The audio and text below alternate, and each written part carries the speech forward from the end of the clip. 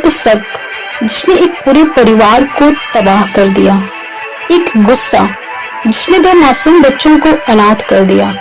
बेंगलुरु के एक शांत इलाके में एक ऐसा अपराध हुआ जिसने हर किसी को हिला कर रख दिया। क्या वाकई सबकी कोई बुनियाद थी या फिर यह महज एक वहम था?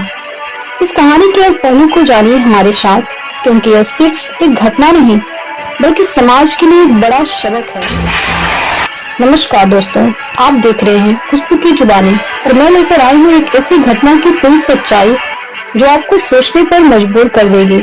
प्यार, विश्वास और रिश्तों की डोर कितनी नाजुक होती है, इसका अंदाजा इस घटना से लगाया जा सकता है।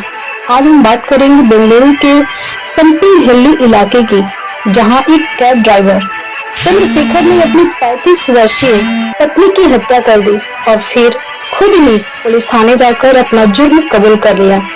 पर क्या वजह थी इस खौफनाक कदम के पीछे? क्या सच में उसकी पत्नी बेवफा थी या फिर यह केवल शक का एक गंदा खेल था? आइए इस घटना की तह तक चलते हैं। मंगलवार का दिन था। चंद्रशेखर रोज की तरह अपने काम पर निकला, लेकिन उसके मन में शक और गुस्से का जहर भरा हुआ था। उसे लगता था कि उसकी पत्नी किसी और से फोन पर बात करती है और यह सब पिछले कई महीनों से उसकी सोच पर हावी हो चुका है। सुबह सुबह घर में एक छोटी सी बहस हुई। चंद्रशेखर काम पर निकल गया, लेकिन मन में शक की आग अभी भी जल रही थी। दोपहर में जब बच्चे स्कूल में थे और घर पर सिर्फ उसकी पत्नी थी, तब वह अचानक वापस घर आ गया। दोनों के बीच फिर से बहस हुई और इस बार गुस्से में आकर उसने पत्नी का गला घोट दिया। हैरानी की बात यह थी दोस्तों की हत्या करने के बाद उसने कहीं भागने की कोशिश नहीं की, बल्कि वह सीधे पुलिस थाने पहुंचा और कहा, मैंने अपनी पत्नी को मार दिया। चंद्रशेखर कोई क्रिमिनल बैकग्राउंड वाला इंसान नहीं था। वह एक कैब ड्राइवर था जिसकी शादी को 12 साल हो चुके थे। उसके 2 बेटे थे, एक 10 साल का और दूसरा 6 साल का। एक मेहनती इंसान था जो अपने परिवार के लिए दिन रात मेहनत करता था, लेकिन उसकी सबसे बड़ी कमजोरी थी उसका शक और क्रोध। उसकी पत्नी के फोन कॉल्स को लेकर मन में लगातार संदेह बढ़ता जा रहा था। पुलिस की रिपोर्ट के मुताबिक पत्नी के खिलाफ कोई ठोस सबूत नहीं था, यह केवल शक का मामला है। अब सबसे बड़ा सवाल ये है दोस्तों कि क्या चंद्रशेखर का शक सही था या सच है या फिर केवल भ्रम? चंद्रशेखर को हमेशा लगता था कि उसकी पत्नी उसे धोखा दे रही है, लेकिन क्या उसके पास कोई सबूत था? इसका आंसर है नहीं। हर रिश्ते में भरोसा बहुत जरूरी होता है। चंद्रशेखर को अपनी पत्नी के फोन पर बात करने से आपत्ति थी, लेकिन इसका यह मतलब नहीं था कि वह बेवफा थी।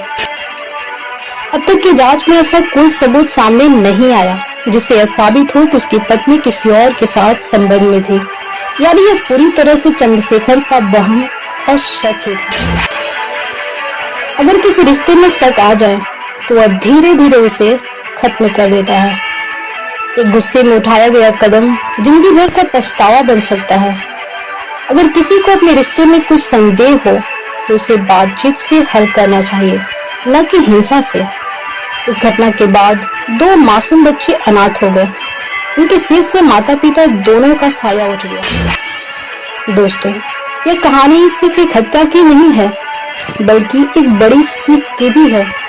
अगर चंद्रशेखर ने अपनी पत्नी से खुलकर बात की होती, अगर उसने गुस्से में आकर यह खौफनाक कदम नहीं उठाया होता, तो आज 2 मासूम बच्चे अपने माता पिता के साथ होते।